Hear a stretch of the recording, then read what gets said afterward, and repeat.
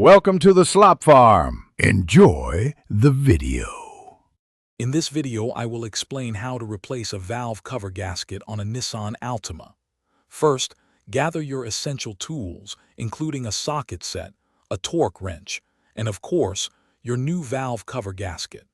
Safety is paramount, so disconnect the negative battery terminal before you begin.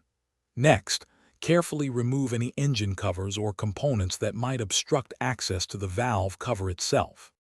Now, with your tools ready, carefully unbolt the valve cover. It's crucial to follow the manufacturer's recommended pattern to prevent any warping of the cover.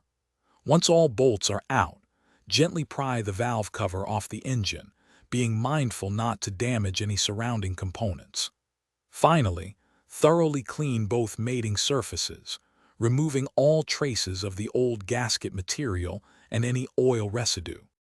Before installing the new gasket, apply a thin bead of RTV sealant at any specific corners or joints as recommended by the manufacturer.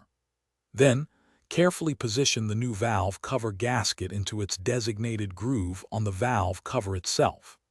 With the gasket in place, gently lower the valve cover back onto the engine, ensuring it aligns perfectly with the cylinder head. To finish up, reinstall all the valve cover bolts, tightening them to the manufacturer's specified torque in the correct sequence. Reconnect all the components you removed earlier, including any hoses, wires, and engine covers. Double-check all connections to ensure everything is secure. Finally, remember to check the description for a link to the Shark AI Ultra Robot Vacuum and other great deals. This robot vacuum offers voice control, self-emptying, and is pet-friendly, making your life easier. Thanks for watching. Consider subscribing if we helped you today.